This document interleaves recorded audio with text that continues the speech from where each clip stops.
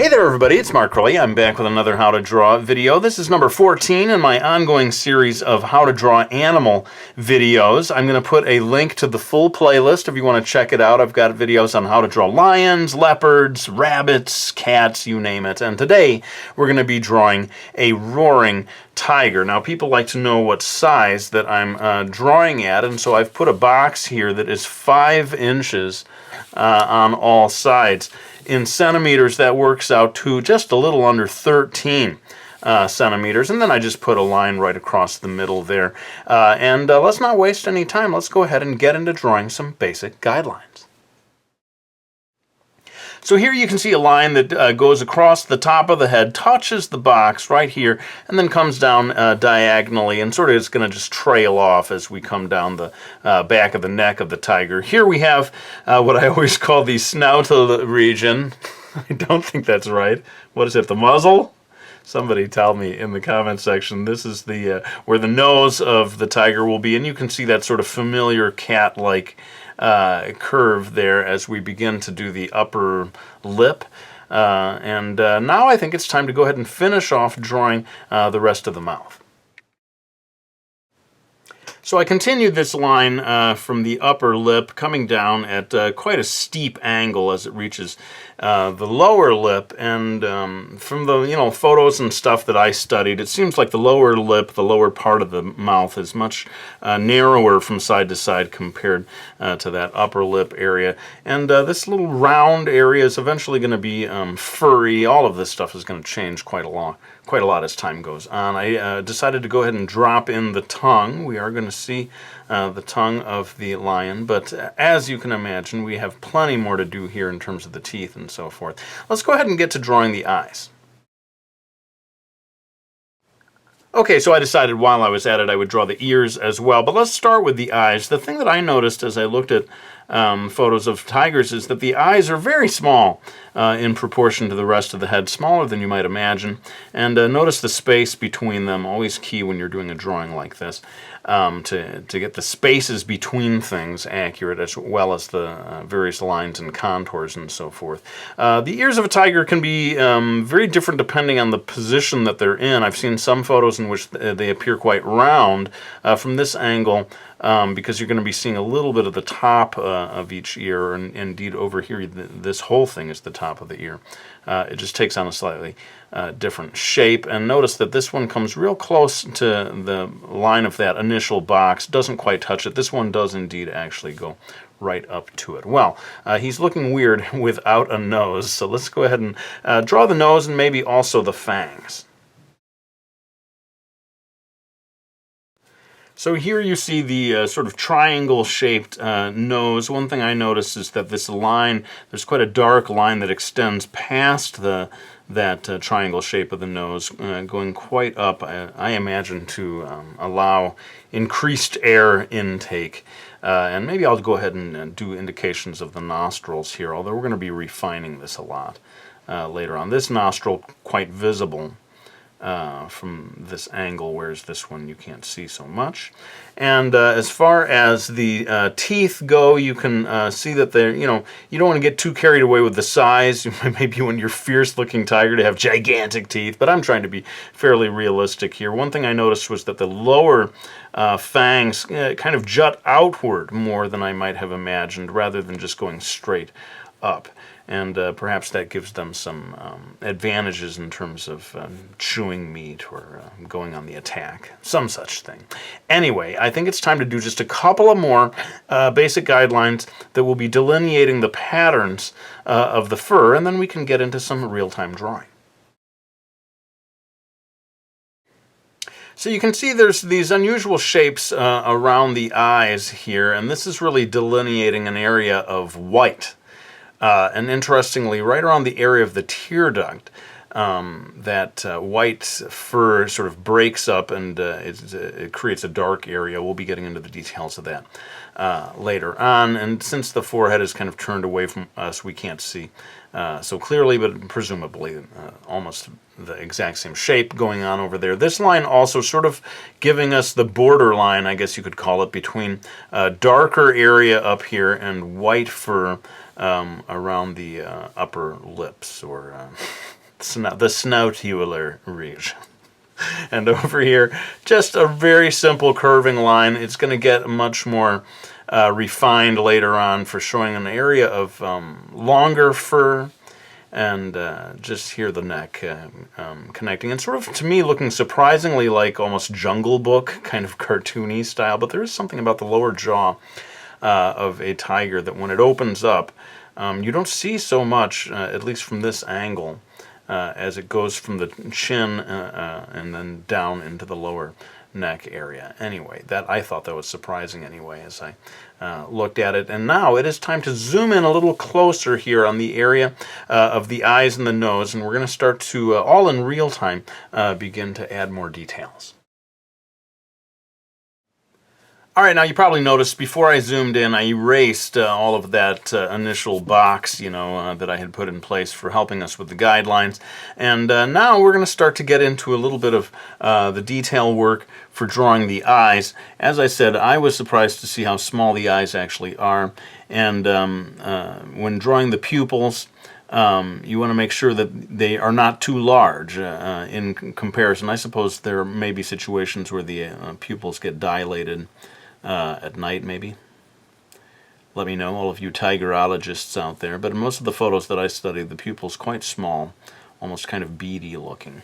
And as I said, there is this interesting area down here near the tear duct, as I studied various photos, that seem to be composed of kind of two prongs of black. And this whole area around the eye is going to go... we're going to get very pronounced bands of darkness there later on. In fact, those of you who know my videos, you know I love to use a black colored pencil, my trusty black Prismacolor, and it's going to be coming in extra handy in this video because, of course, the black stripes of a tiger are one of its defining characteristics, and if you have a black colored pencil, it can really help you capture that inky blackness that you just can't get with a graphite pencil like the one I'm using right now. Now I'm going to get into the sort of pattern of stripes later on, but for now let's just stay a little more focused on the, shall we say, structural details, shall we say. I sound like, shall we say, I'm starting to sound like some sort of professor. Anyway, going in here, darkening in the nostril, I was a little surprised to find that the nostril of a tiger, at least of a lot of breeds, is not dark. It is sort of a pink, fleshy kind of a color. I never really noticed that until I started studying photographs. But this area of the nostril and beside the nostril and below, that sort of separates the, you get that sort of cleft palate of the upper lip. This area all will be indeed going very black. And there's maybe just a tiny outline, almost as if you went in and drew a line across the upper edge of the nose, at least in some breeds of tiger. I noticed that. And for some tigers, the fur goes right up to the tip of the nose. For others, there may be just an area of fur-less snout, muzzle, bridge of the nose. In any case, make sure you get this area over here beside the nose, this darkness. As I said, to me it looks almost like a slit that extends well up past the edge of the nose. That is an important aspect of the tiger. Let's go ahead and do a bit of the ears here. That, as I said, over here we're going to see the upper edge of the ear, just a little bit, because of the position of the ear. And I believe, at least for a lot of tigers, that there is a sort of a black upper surface that becomes at least a little bit visible across the edge of the upper ear. And so over here I'm going to try to also get that, sort of darken things in here just along the upper edge. And again, there's so many different breeds of tiger, I'm not sure if you're going to see dramatically different ways of shading in the ears or the upper surface of the ears. But in at least one of the photos I saw, there was quite a lot of darkness along the edge of the ear, but the upper surface was had a kind of a gradient quality to it. In any case, now that we've got that, and since I'm zoomed in as close as I am, well, I suppose I should do some indication of the fur that is within the ear. Not all the way within, but there's quite a lot of tufts of fur, and I've noticed this in a variety of animals, cats, dogs, and so forth, that there is quite a lot of fur in the area that we, would call the inside of the ear. And I don't know if it aids in the hearing process, helps to keep the ear clean, or who knows what it's doing there, but in cartoons you may see this just all nice and clean and pink looking, but in actual photographs you'll generally see lots of fur growing in this area. I suppose depending on the angle that you're looking at. And now that we've got that in place, I think maybe we should start to get into some of the stripes, which is of course a hugely important part of the tiger. And every tiger's stripes are going to be different, and so there's no need to replicate exactly what I'm doing here. But in one photo, at least, that I studied, there was almost looked like an eyebrow, a sort of a dot right above the eye. These across the forehead, excuse my squeaking chair, Curly, get some oil on that chair so you don't give everyone an earache with the squeaks. But these stripes that go across the forehead, especially at this angle, appear very narrow. And in a way they help you as an artist to suggest this upper surface with these repeating, there's this almost a kind of a repeating pattern of, I'm tempted to say horizontal stripes. I don't know if that's quite the right word, but as they recede across the top of the forehead and they sort of echo one another again and again, that helps you kind of visually describe that upper surface, and anyone looking at the drawing understands the structure in that area. Now, in some of my other animal videos, I have become quite into the whole idea of drawing each individual piece of fur, or at least really focusing on getting the direction right, the direction in which the fur goes. I'm going to experiment with this video and not get quite so obsessive about that,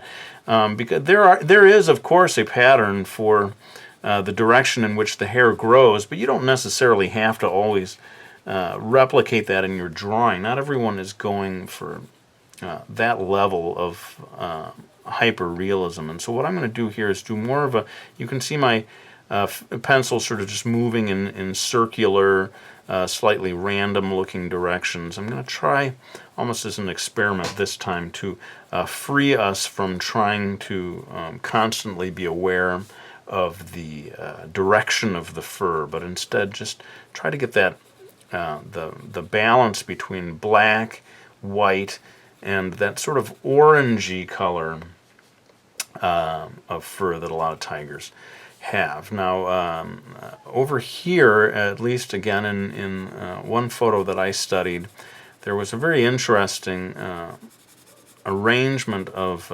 lines that, again, I feel sort of helps me to describe the structure over here, but it almost to me looked a little bit like a letter F or something on lying back a little bit. And I did notice, because of the, here across the bridge of the nose, the fur is extremely small and delicate, and you almost can't even see individual bits of fur. And that seems to be true across a wide variety of animals, that for whatever reason the fur across the bridge of the nose is very fine, and just not very long at all. Whereas as you go across, away from the bridge of the nose, the further away you get, it seems that the fur gets longer and longer and fluffier and fluffier. And so I'm going to try to describe that a little bit with my pencil. And as I said, not getting too obsessed with the direction of the lines. but wanting to somehow suggest that the fur is longer in this area. And I'm going to leave that aside for now. Just suffice to say, there's there's a lot of, you can get into a lot of detail work with lines over here in the area of the forehead, and that is something I will be continuing, especially when I pull out the black Prismacolor. I will be continuing to work on this whole area. But I wanted to get into the area of the sort of what I'll call the upper lip. And it seems like there are sort of rows, I don't want to say stripes here, but rather rows of black dots that are a little bit coordinated with one another. I mean, one blends into the other. So I'm gonna kind of make a foggy little series of stripes here, and then attempt to kind of break them into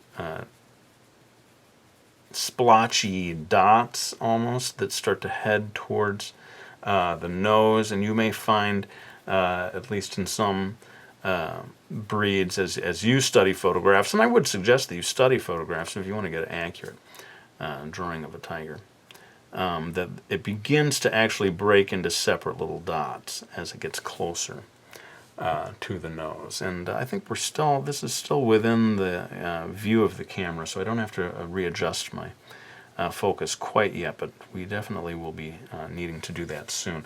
Here, because of the angle of the snout region, you're not seeing so many of those dots, but they are kind of curving across from one side. And I suppose what I'm going to do really fast here is just to help you understand why I roped off these little areas of white, because indeed this is where we get this very defining trait of the tiger. It's not just the black stripes or the orange. It's getting those white areas in there. Again, I'm no tigerologist. But I suspect that a wide variety of tigers do have some area of white right here around the eyes. And it seems to me that the balance is towards the area above the eyes, where you see more and more white. But you see, as I go across here, that this line also that I put in quite a while ago, seems so long ago, before I started gabbing on and on. But this also sort of defines an area of the orange changing into white. And I'm going to sort of erase away the harshness of that line, because here it becomes, I think, really a little more of a gradient kind of a thing, gradually changing from orange to white. And so you see me trying to kind of blur it a little bit.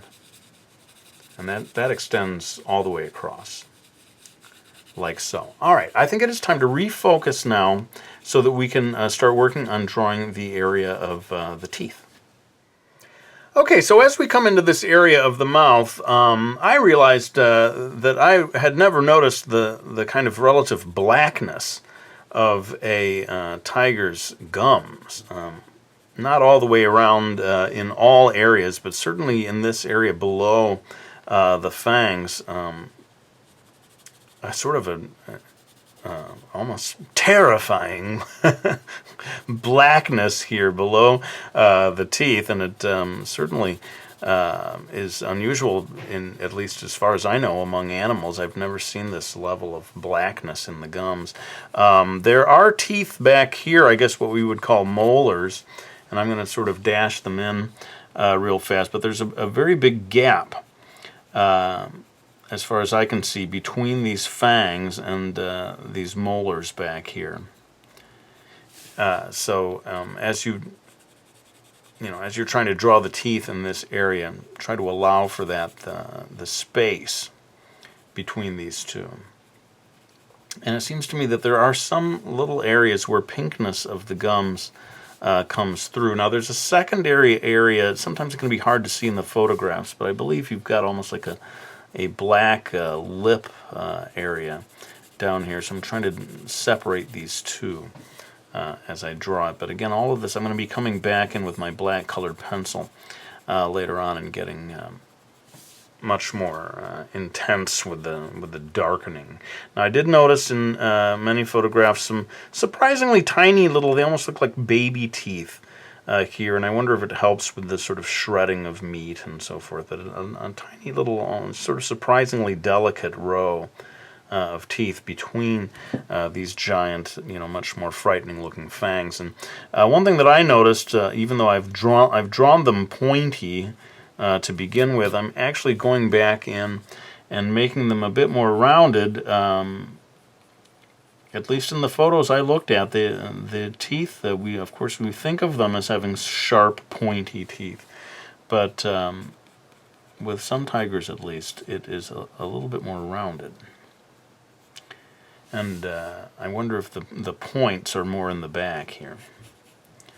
Who knows? Anyway, I'm going to go in now and draw a line down the middle of the tongue, and I'm just going to go in here real quickly and get some shading going on the tongue. And because of the lighting situation we have here, the tongue becomes increasingly dark as you go higher and higher, closer to the upper lip. Back here I'm going to really go quite dark, but we're going to get into a tricky thing where I am going to maybe try to make a suggestion of white whiskers later on. I'm a little torn as to whether I ought to use white gouache, this white opaque paint that I have, or try to do it just by erasing away.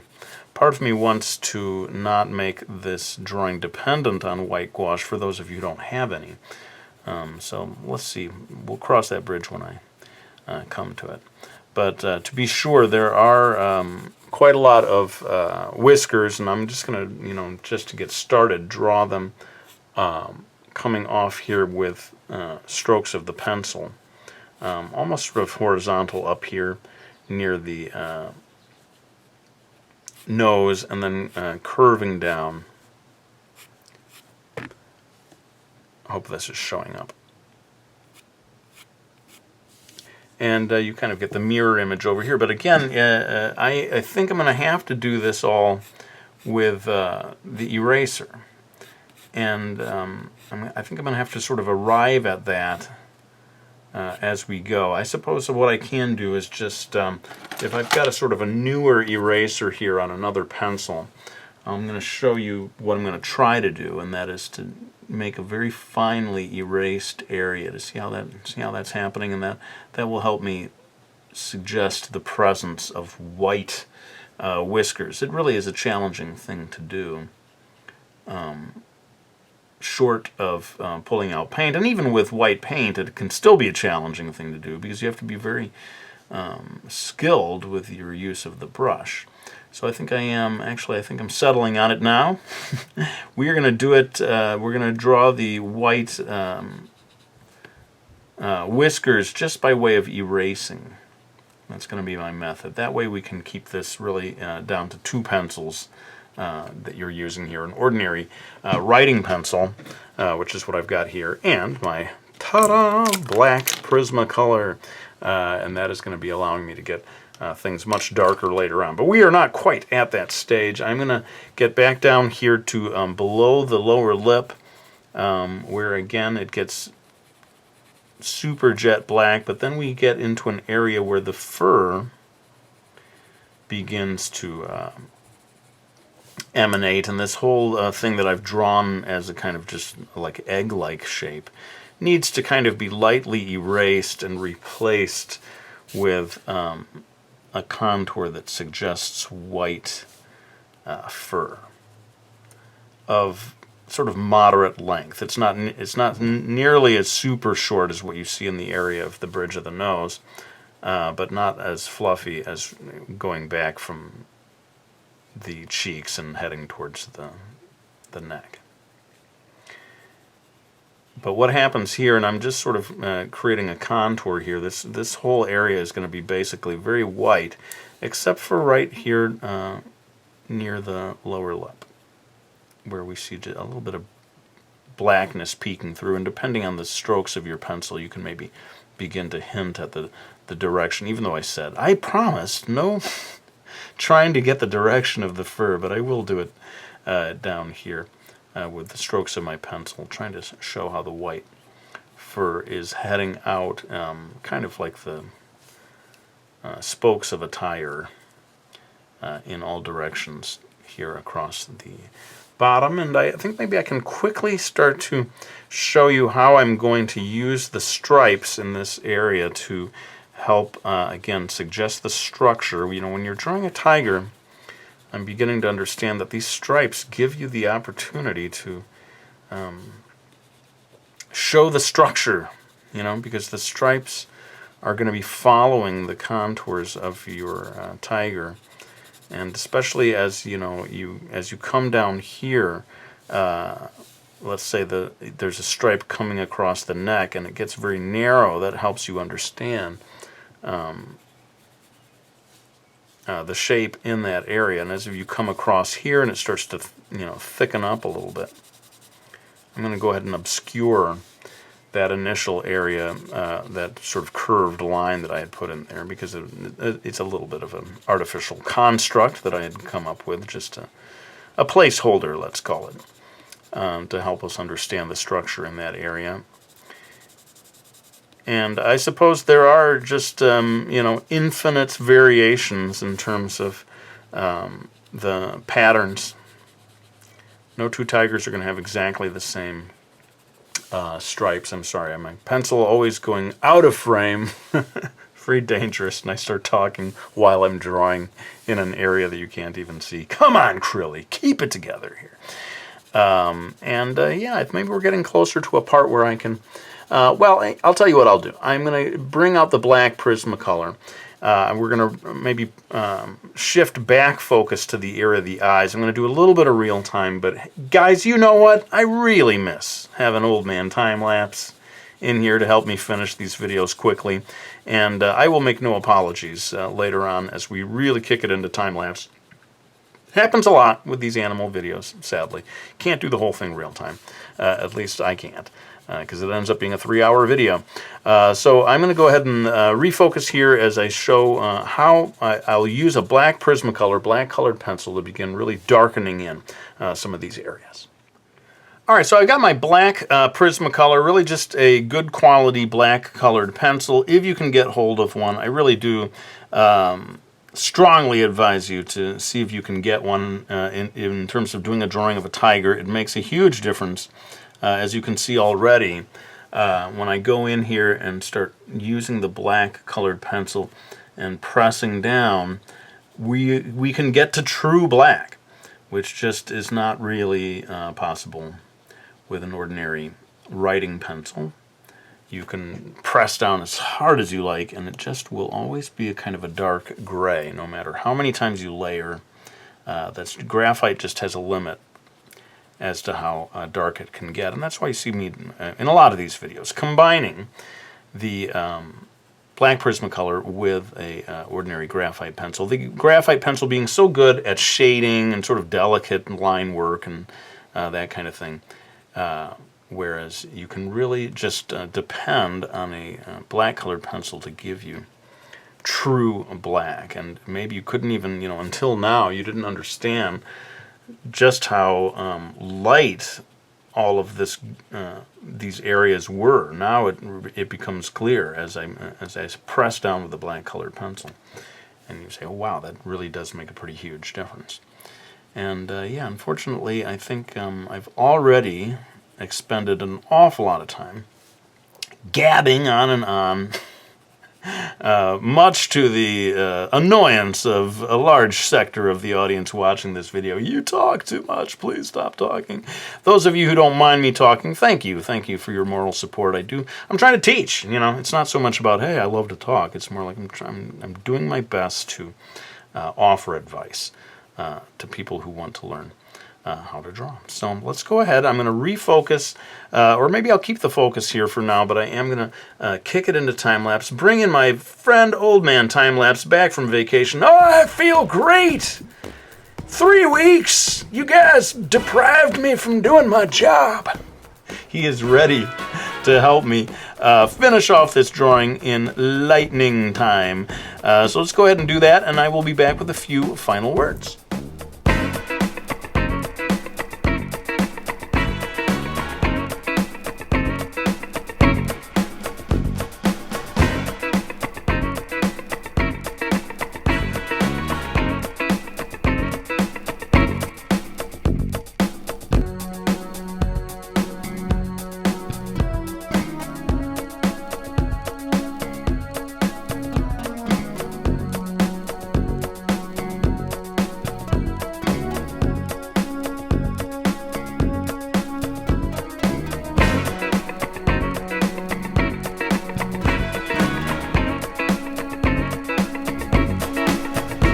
Alright, well that brings us near to the end of it. Of course I just had to time-lapse through about 2 hours, really, of shading here. It's, you know, making an illustration like this is hugely complicated, and unfortunately I can't really take you through every single step in the process, but at the very least you got the basics of how to get the structure right, and some sense of what I would say the key thing is getting this sort of mid-ground color and understanding where are these white patches, what is that pattern, and of course, as I was saying, getting this dark black colored pencil in there to do the job of taking black all the way to jet black, which just makes a huge difference, especially in a drawing of a tiger. But before I go, I want to say thank you to anyone who has supported me by getting any of my books, like the Realism Challenge, my book on hyper-realistic illustrations, The Drawing Lesson, a graphic novel that teaches you how to draw, and my very latest book, Manga Art. I really cannot say thank you enough to all of the people who have supported me by getting these books, but let's go ahead and